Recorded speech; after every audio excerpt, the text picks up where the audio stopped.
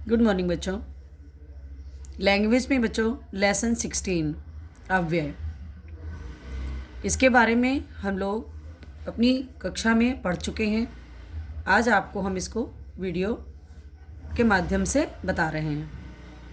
बच्चों सबसे पहले हम लोगों ने इसमें देखा था अव्यय, आ प्लस व्यय, यानी वे शब्द बच्चों जिनमें व्यय या परिवर्तन ना हो, अर्थात जिनमें बदलाव नहीं आता, वे शब्द क्या कहलाते हैं? अव्यय। देखिए सबसे पहले हम लोगों ने इसमें देखा था उसके पश्चात कि इसकी परिभाषा। क्वेश्चन नंबर 1 हम लोगों ने बनाया था, अव्यय किसे कहते हैं। तो देखिए यहाँ से आंसर लिखेंगे, वे शब्द जो किसी लिंग, वचन, पुरुष, काल आदि से प्रभावित न होकर एक रूप में बने रहते हैं, अव्यय कहलाते हैं। इनमें परिवर्तन नहीं होता। बच्चों क्वेश्चन नंबर 1 का ये आंसर है आपका। उसके पश्चात हम लोगों ने देखा कि अव्यय के कितने भेद होते हैं। तो बच्चों अव्यय 4 प्रकार के होते हैं, क्रिया विशेषण, संबंध बोधक, समुच्चय बोधक और विस्मयादि बोधक। इन चारों के बारे में हम लोग इस लेसन में विस्तार से पढ़ेंगे।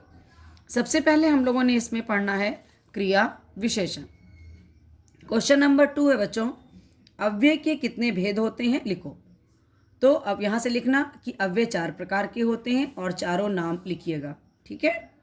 ये हो गया आपका क्वेश्चन नंबर 2। फिर आते हैं हम लोग सबसे पहले क्रिया विशेषण पर। क्रिया विशेषण किसे कहते हैं, सबसे पहले हमें ये जानना है। तो क्रिया की विशेषता बताने वाले शब्दों को क्रिया विशेषण अव्यय कहते हैं।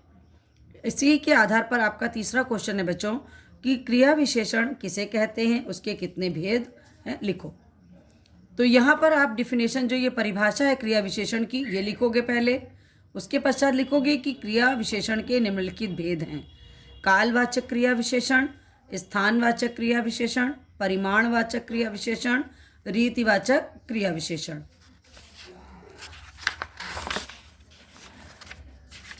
तो ये बच्चों 4 भेद इसके हैं। इसको हम लोगों ने पूरा विस्तार से पढ़ा है कि कालवाचक क्रिया विशेषण क्या होते हैं। तो बच्चों क्रिया के काल की, समय की, काल मैंने समय, जो समय की जानकारी देने वाले शब्द होते हैं वो कालवाचक क्रिया विशेषण कहलाते हैं। कि हमारा कार्य जो है बच्चों किस समय में, किस काल में, किस समय में हो रहा है। जैसे आप देख सकते हो यहाँ पर अभी उदाहरण के तौर पर कि अभी अभी, आज, कल, अब, जब, सायं, प्रातः, सुबह, दोपहर आदि, ठीक है। फिर है स्थानवाचक, जो शब्द बच्चों क्रिया के स्थान से संबंधित विशेषता का बोध कराते हैं वो स्थानवाचक क्रिया विशेषण कहलाते हैं। स्थान से आप समझ सकते हो कि हमारी जो क्रिया है वो किस जगह हो रही है। जैसे बाहर हो रही है कि भीतर हो रही है, अन्यंत्र हो रही है ना, आगे पीछे, ऊपर नीचे, आसपास, बाहर, ये जितने भी शब्द हैं। दिशावाचक भी इसमें होता है बच्चों, जैसे इधर उधर, दाहिने बाएं, ऊपर नीचे।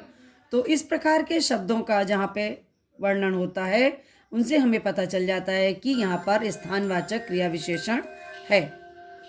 इसी का तीसरा पार्ट है परिमाणवाचक क्रिया विशेषण। तो बच्चों वे शब्द जो क्रिया की परिभाषा का, परिमाण का बोध कराते हैं। परिमाण मतलब समझ रहे हैं ना कि वो कितनी मात्रा में है, तो उसे परिमाणवाचक क्रिया विशेषण कहते हैं। जैसे बहुत, अति, अत्यंत, खूब, कुछ, जरा, पर्याप्त।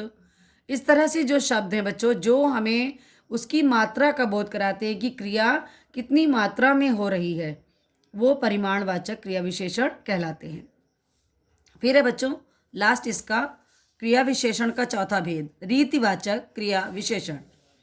ये वे क्रिया विशेषण जो क्रिया की रीति का बोध कराते हैं उसे क्रिया विशेषण रीतिवाचक कहते हैं। जैसे देखिए चुपचाप, झूमता हुआ, ध्यानपूर्वक, खूब। इसी प्रकार से अन्य शब्द आपके पास हैं, इनका प्रकार भी इनका निश्चय, अनिश्चय, स्वीकार, हेतु। तो इनको इतने भागों में डिवाइड किया गया, बांटा गया है। इसमें अंतर्गत इतने शब्द हैं आपके पास। देखिए धीरे धीरे, अचानक, निश्चय में जैसे अवश्य, ठीक, जो निश्चित है। जो अनिश्चित है जैसे शायद, संभव, है ना, कदाचित। स्वीकार में हाँ जी, ठीक, मतलब वो चीज़ें हमें स्वीकार हैं। हेतु अर्थात क्या कारण है, इसलिए, अतएव, क्यों, किस लिए। तो यहाँ पर ये हो गया बच्चों आपका रीतिवाचक क्रिया विशेषण। ये तो हो गए आपके क्रिया विशेषण के भेद। इसके पश्चात हम लोग आते हैं एक्सरसाइज। क्रिया विशेषण में हम लोगों ने एक्सरसाइज की थी। पहली एक्सरसाइज हमारी थी रिक्त स्थानों की पूर्ति करिए।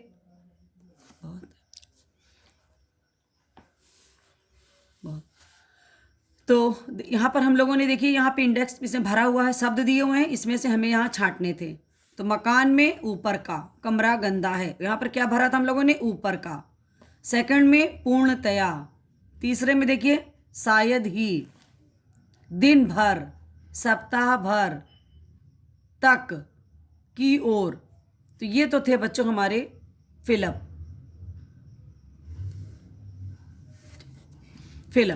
ठीक है। इसके पश्चात हमारे पास दूसरी एक्सरसाइज इसकी थी कि इनके प्रयोग को पढ़ें और सही के आधार पर सही गलत का चिन्ह लगाएं। ये मैंने आपको सब लगवा दिए थे इसमें। ये देखिए पूरे यहाँ पे ये सारे राइट के चिन्ह हैं। सबसे आखिरी वाला जो आपका वाक्य है इसमें प्लस है, अर्थात ये रॉन्ग है। तो ये तो यहाँ तक हो गया बच्चों क्रिया विशेषण। अब आप देखोगे अव्यय का सेकंड पार्ट, जिसको कहते हैं संबंध बोधक अव्यय। अब आप देखोगे कि संबंध बोधक अव्यय किसे कहते हैं।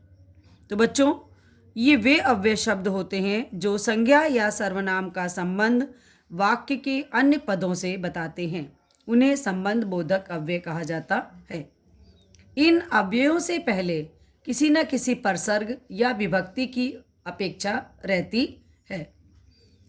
तो यहाँ पर आपने देखा कि क्रिया विशेषण और संबंध बोधक अव्यय के प्रयोग आपको बताए गए। ये क्वेश्चन आपका बना यहाँ पर कि संबंध बोधक अव्यय किसे कहते हैं। तो मैंने यहाँ जहाँ से आपको ये बताया है वे से, यहाँ से लेके अपेक्षा रहती है तक, ये आपका क्वेश्चन नंबर का आंसर है। ठीक है।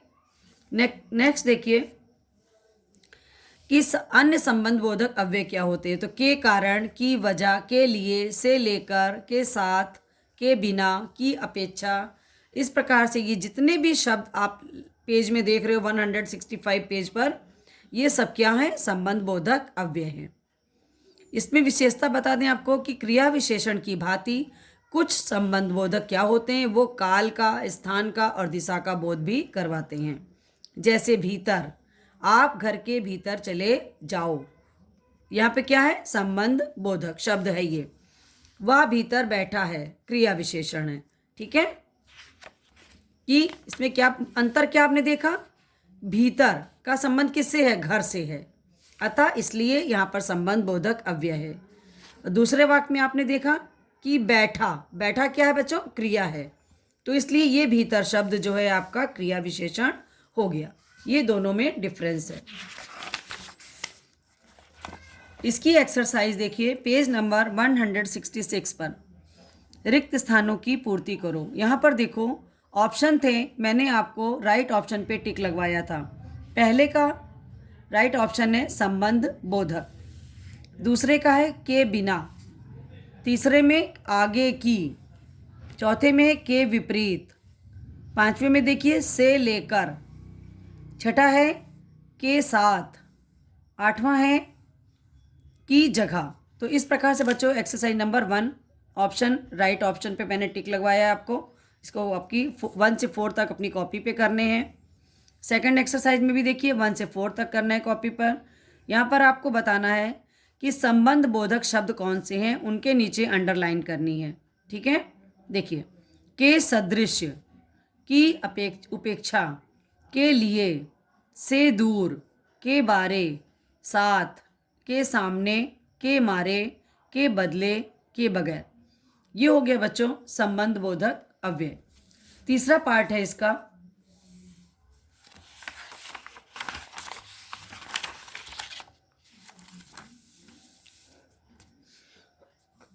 ये 2 पार्ट तक बच्चों आपको हमने यहाँ तक कंप्लीट करा दिया।